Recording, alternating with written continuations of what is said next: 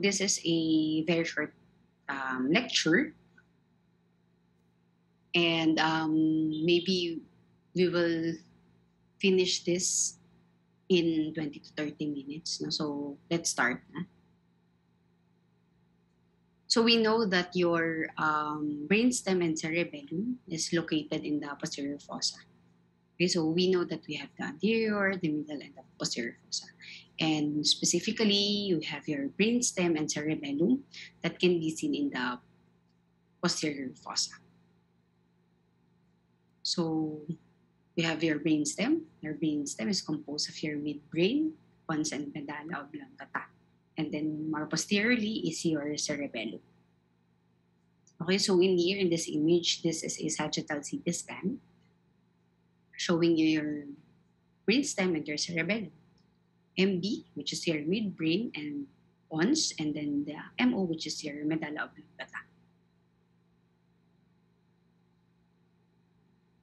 So let's first discuss the brainstem. So your brainstem, it connects the cerebral hemispheres with the spinal cord and extends from just above the tentorial hiatus to just below the foramen magnum. So let's go back in this slide. So in here, we can see that your tentorium or your tentorium cerebelli separates your cerebral hemisphere from that of your cerebellum, and then your foramen magnum in here inferiorly. So it is bounded anteriorly by the clivus basis sphenoid above and basi occiput below. Okay, and then note that your pons in here, this is the widest part of your brainstem. So we have your midbrain in here, your pons, and medulla oblongata. By the way, this is a coronal view of your MRI. Okay, T2 weighted MRI. So again, your midbrain, pons, medulla in the sagittal view or lateral view of your MRI. So this is how it looks like. So midbrain, pons, medulla. And then here yung area ng foramen magnum inferiorly, and ito yung tentorium, ito yung cerebellum sa area na to. Okay, so again, this is a sagittal or lateral view of your MRI showing you the brainstem. So first, your midbrain, it is anteriorly to cerebral peduncles seen separated by your interpeduncular fossa.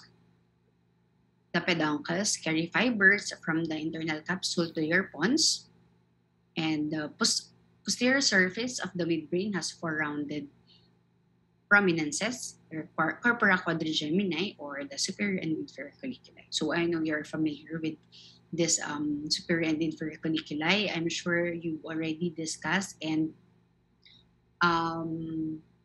learned this in your gross anatomy. No? So this is where you will see your superior and inferior colliculi. So this is your midbrain, this is your interpeduncular fossa in here. And then yan yung mga colliculus. Okay, so that's your superior and inferior colliculus. So in here, ito yung red nucleus na pinatawag natin. Then ito yung substantia nigra. Okay, so again, this is your midbrain in your axial view. Okay, so sa axial view, ganito natin makikita yung midbrain. So para siyang Mickey Mouse. Okay? Minsan, tinatawag siya na it resembles like a heart shape. No? But sometimes, para siyang si Mickey Mouse. So what is the function of your midbrain? So your midbrain is associated with vision, hearing, motor control, sleep, wake, arousal, and temperature regulation. Okay, so again, that's your midbrain. So in here, in this image, this is where your superior colliculus and inferior colliculus is located. Okay, so this one, actual axial MRI of your midbrain, it is seen on axial CT and MRI at the level of the circle of Lewis. So ito, that's your circle of Lewis. Okay, so at the level of the circle of Lewis, you can appreciate or you can identify na the midbrain. Ferritin deposition in the substantia nigra. Okay, so yung area ng substantia nigra. And red nuclei may lead to lower signal intensity here than in the remainder of the clues cerebri on your T1 and T2 weighted MRI. So ito, nakalabel naman, no, that's your substantia nigra. So in cases of your mga Parkinson, so chine-check yung area ng substantia nigra. Then here's your red nucleus. So again, this is your midbrain, which resembles like a Mickey Mouse or a heart shape. And then it can be seen or identified at the level of your circle of Willis. So this is your midbrain in your axial view of MRI. Next is the pons. It is a bulbous anterior part of the pons, consists mainly of cerebellopontine fibers continuous on each side with the middle cerebellar peduncle. Okay, so the bulbous anterior part of the pons consists mainly of your cerebellopontine fibers. And this part also transmits corticospinal fibers continuous with the cerebral peduncles of the midbrain. So, since brainstem sila, so parang dugtong lang sila. Okay? So, yung mga fibers continuous lang sa kanila. And then the posterior surface of the pons forms the upper part of the floor of the fourth ventricle. Okay, so in this image, here's your pons. Okay, ito namang pons, it resembles like your mushroom. Yung, if you're familiar, yung sa Super Mario, yung kapag inuuntog, no? So makikita natin yung mushroom. So ito yung parang hitsura ng pons. So para hindi tayo nalilito kapag tinitingnan natin yung pons sa imaging, no? sa CT scan and MRI. So yun yung isipin natin. Itong pons para siyang mushroom dun sa Super Mario. Okay, so this is at the level of the upper pons, ito yung itsura ng pons natin. So parang mushroom na din siya.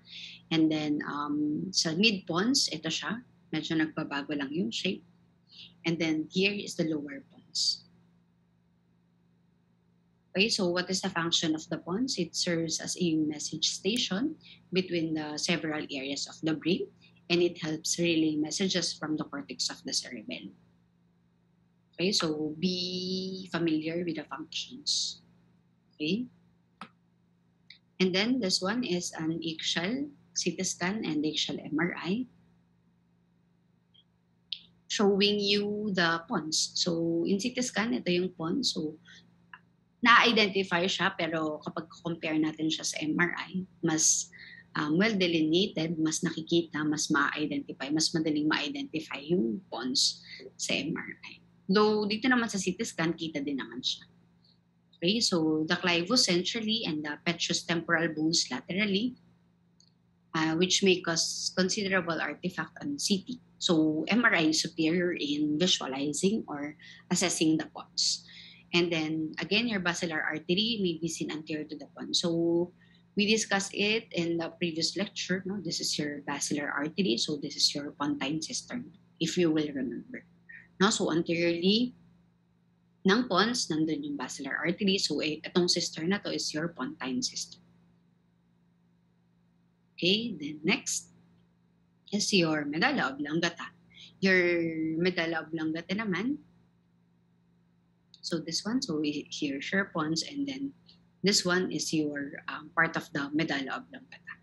Okay, so a ridge on each side of the ventral median fissure is formed by the pyramidal fibers called your pyramid. So in here, that's your pyramid. So this one, inferior ng pons is the medulla oblongata. And then lateral to the pyramid in the upper medulla is an oval bulge called your olive. So in here, so pyramid, and then lateral is the olive. And then lateral to the olive lies the inferior cerebellar peduncle, which is your restiform body, and it joins the medulla to the cerebellum. And then posteriorly, the upper part of the medulla is open as the floor of the fourth ventricle. Okay, so dun sa posterior part, dun natin makikita yung upper part ng medulla, which has an opening for the floor, which is the floor of your fourth ventricle. So here, this is your medulla. Okay, so the upper medulla. So para siyang flower or butterfly or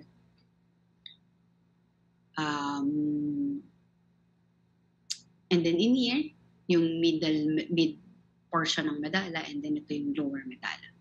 So yun nga, para siyang butterfly or flower. Okay? So the function of your medulla oblongata is it contains the vital autonomic cardiovascular and respiratory centers controlling the heart rate, blood pressure, and breathing. So yung damage dito sa medulla oblongata, it can be fatal. No? So in cases of mga compression sa area na yan, herniation, kapag may mga bleeding, okay, secondary to trauma or secondary to cerebrovascular disease, no? It may damage to this area can be fatal. So sobrang important itong medulla oblongata. So again, in imaging, in axial view, this is how it looks like. So in upper medulla, then sa mid, kapag nandun na tayo sa mid medulla, and then in lower medulla. Okay? So this one, again, axial view of your MRI, like your pons, no? So kitang-kita yung area ng medulla. Okay, so again, para siyang flower ba or butterfly. Upper medulla can be identified easily by the presence of the fourth ventricle. So ito yung malapit sa fourth ventricle. So in here, yan. So this is your upper medulla, and then ito yung area ng ating fourth ventricle and cerebellum posteriorly. So ito naman yung ating cerebellum. Cerebellar hemisphere, right and left cerebellar hemisphere. And then the most inferior part of the fourth ventricle is your obex. Then your MRI of the medulla gives superior images because of the lack of bony artifact. So again, superior ang MRI pagdating sa visualization or for the assessment of your medulla oblongata because it lacks of bony artifact. Okay, so in the lowest images, the hypoglossal nerve may be seen entering the hypoglossal canal of the occipital. Okay, so in cases, pwede natin makita yung hypoglossal nerve, especially in MRI.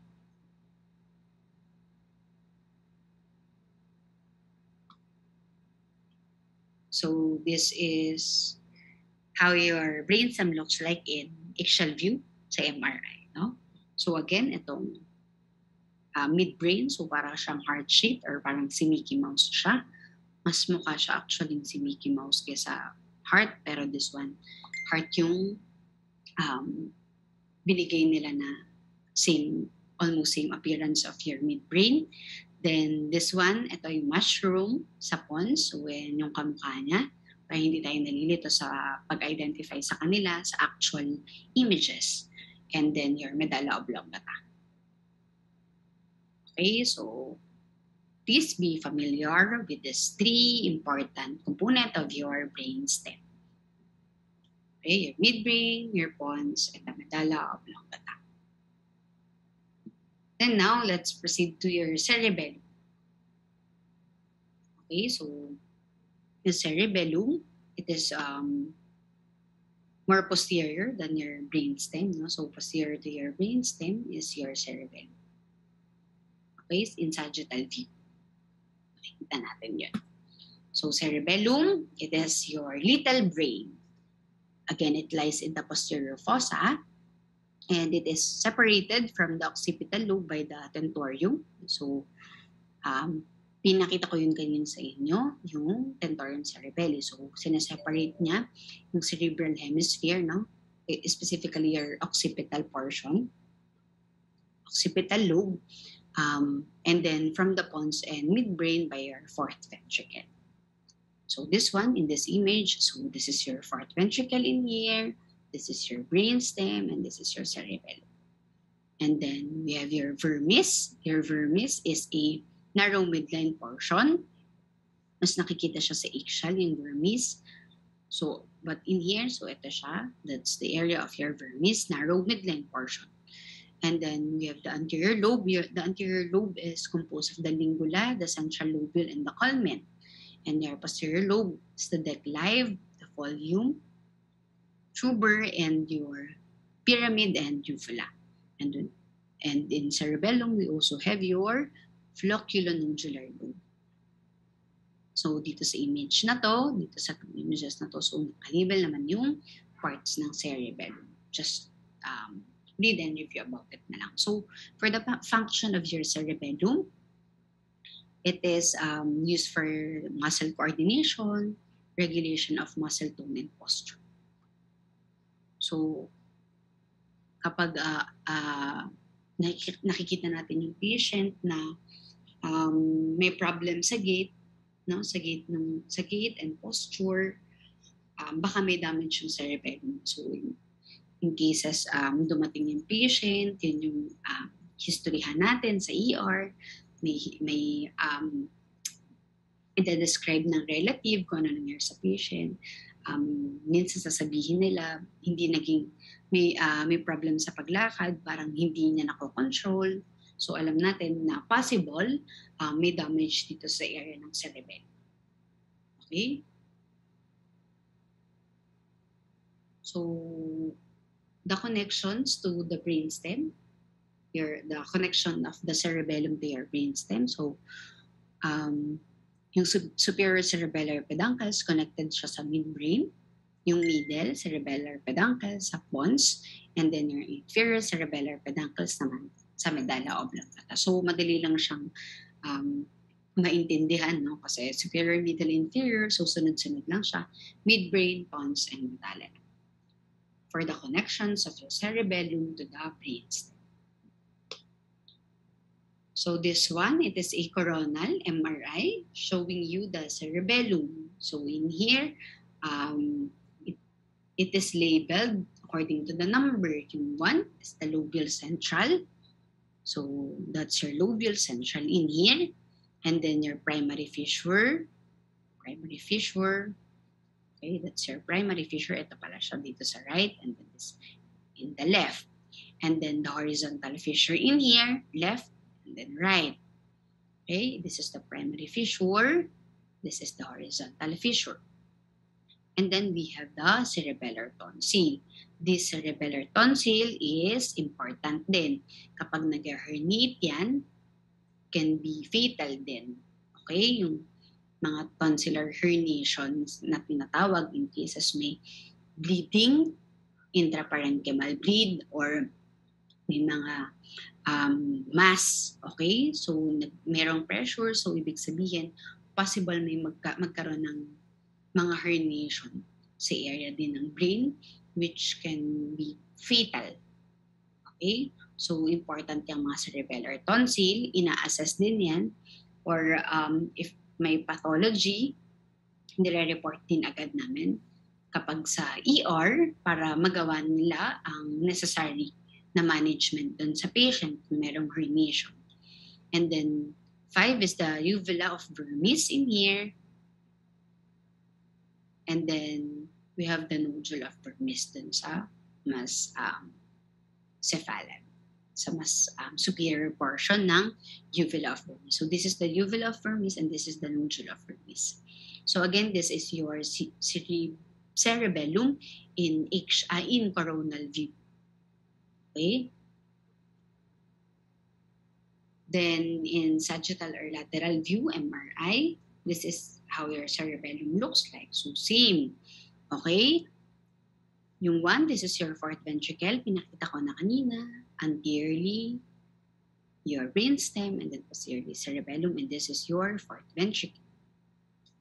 And then we have the superior cerebellar peduncle in here. Then we have the culmen in here. Your primary fissure in sagittal view. So kanina may primary fissure tayo dun sa coronal. This one is a sagittal view. This is your primary fissure. And then your cerebellar tonsil. So again, important to na makita natin kung may herniation or intact siya. And then your inferior medullary velum in here. Okay, so then in this next image, ito naman yung middle cerebellar peduncle. So baka ma-confuse kayo. This is different slice, no? So dito sa slice na to, kita yung superior cerebellar peduncle, and this one, kita natin yung middle cerebellar peduncle. So magkaibang slice to. And then your tentorium cerebelli, again, it separates the cerebral hemisphere or specifically the occipital lobe from your cerebellum, and then again your cerebellar tonsil in here.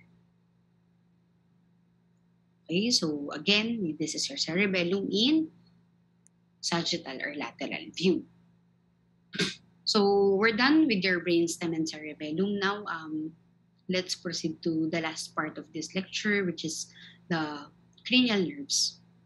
Okay, so again, kapag cranial nerves, gusto natin ma-identify or ma-rule out kung merong lesion sa specific na cranial nerve na yon, better to request an MRI rather than your CT scan. Okay, so mas makikita natin kung merong pathology or kung clear yung area ng cranial nerve na yun in your MRI than your CT scan. So cranial nerves. So we have 12 paired sets of nerves that arise from the brain or brainstem and leave the central nervous system through the cranial foramina rather than through the spine. So inaral natin yan, no? Yung exit ng mga cranial nerve kung saan foramen nag-exit, and then this one kung saan sila nag-arise. So sa cerebrum, nandun yung 1 and 2. So madali naman itong tandaan. We have the olfactory and the optic. And then sa midbrain, yung 3 and 4, which is the oculomotor and the trochlear. Yung brainstem natin, nag-arise dun yung 5, 6, 7, and 8, the trigeminal, the abducens, the facial, and your vestibulocochlear nerves. And then finally, your medulla oblongata, nandun yung 9, 10, 11, and 12. The glossopharyngeal, the vagus, the accessory, and finally your hypoglossal. So important na hindi natin ito pagpalit-palitin sa exam. Yung kung saan sila nag-arise na area. So again, yung cerebrum, 1 and 2, midbrain, 3 and 4, brainstem, 5, 6, 7, 8, and then medulla oblongata, 9, 10, 11, and 12. Okay? So, in the next few slides, remaining slides, you will see MRI images, HL MRI images showing you how each cranial nerve looks like, okay, in MRI. So usually, normally, ito yung itsura nila, hypo-intense. Okay? Hypo-intense sa sequence na to. Okay, this is a cranial nerve 1, your olfactory nerve. Okay, as pointed by the arrow and it's circled by red color. So this is your olfactory nerve. It is situated deep in the olfactory groove inferior to the gyrus rectus. So sa HL MRI, that's how it looks like, your olfactory nerve. And the next is the CN2 or your optic nerve. Alam na natin it has 4 segments: intraocular, intraorbital, the canalicular, and the cisternal segments. Okay, so this is your optic nerve. So hanggang dito. Okay? That's the area of your optic nerve. So medyo mahaba siya kasi nga meron siyang 4 segment, yung intraocular in here, then intraorbital in next. So kapag dun sa area ng canal, yun yung intracanalicular, and then yung pinaka distal area, that's your cisternal. Okay, so ito. That's your optic nerve. So ito na yung area ng optic chiasm. So ito yung area ng optic nerve. So again, hypo-intense or mas maitim sila kesa sa mga adjacent structures. So next is the oculomotor nerve. CN3, the oculomotor nerve, it emerges from the interpeduncular cistern. Okay, so ito yung midbrain natin, no? So when si Mickey Mouse, nakikita natin siya. So interpeduncular cistern, nandun yung area ng oculomotor nerve, right and left. Your cranial nerve number 3. And then next is the cranial nerve 4, retrocochlear nerve. It emerged from the dorsal midbrain to cross the inguinal cisterns. So posterior siya. Okay, posterior siya ng midbrain natin. right and left. That's your trochlear nerve. So kung nandito sa may interpeduncular cistern, si CN3 oculomotor, dito sa core posterior is your CN4 or your trochlear nerve. And note that this is the longest cranial nerve, your trochlear nerve. Okay, so wag papalitin, wag pagpapalitin, wag malilito yung mga location nila. And then your cranial nerve number 5, your trigeminal nerve. So part na to sa brainstem na din to, no, nag-arise. It crossed the prepontine cistern and entered the Meckel cave. So in here, this is your cranial nerve cranial nerve number 5, as pointed by this small yellow. So again, left and right cranial nerve number 5. And then next is the cranial nerve number 6, or abducens nerve. So in here. Okay, so again, sa brainstem siya nag-arise, 5, 6, 7, and 8, no? So at the level of the pontomedullary junction, they traverse the prepontine cistern. Okay, again, this is your cranial nerve 6, or the abducens. So this one is your pons, and this is your medulla na in here, no? Yung nakalabel na yun. The next is this one, yung cranial 7 and 8. Okay, so kitang-kita siya dito sa image na to. Ito yung 7, ito ang 8. Tatandaan lang natin, yung 7 up, hook down, yung usually na parang palatandaan nila para hindi sila malito kung alin yung 7, 8. But ako kasi 7 up, 8 down. As simple as that, para hindi ko sila mapagpalit. Yung mas nasa taas, that's your CN7, your facial. And yung mas nasa baba or inferior, that's your 8, and that's your vestibulocochlear. So 7 up, 8 down. So pag nakita natin siya sa axial MRI, so ayan, kitang-kita natin sila, 7 and 8. Okay, that's your facial and vestibulocochlear nerve. So your bulbar is a bony anatomical landmark that divides the superior compartment of the internal acoustic meatus into an anterior and posterior compartment. Then the anterior to bulbar in this anterior superior quadrant are the facial nerve.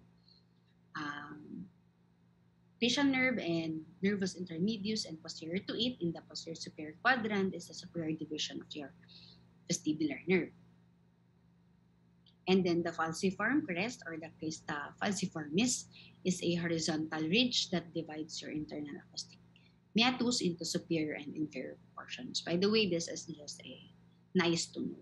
Basta ang mahalaga dito is ma-identify natin kung nasaan yung ating mga cranial nerve, kung saan sila nag-arise.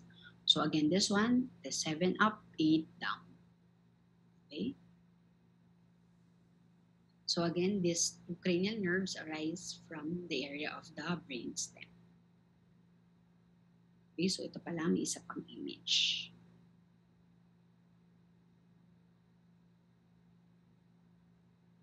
And then next is the glossopharyngeal and the vagus, your 9 and 10, which arises from your medulla oblongata. Okay, so 9, 10, the glossopharyngeal.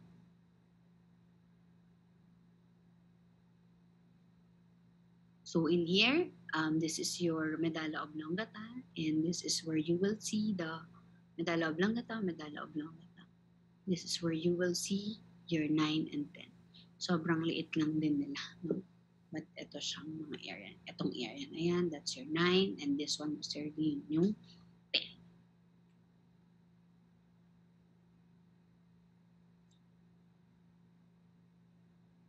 So I think this is my last slide for this lecture. Thank you.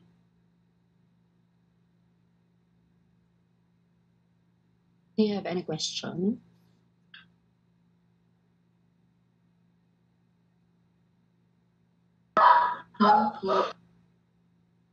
Yes?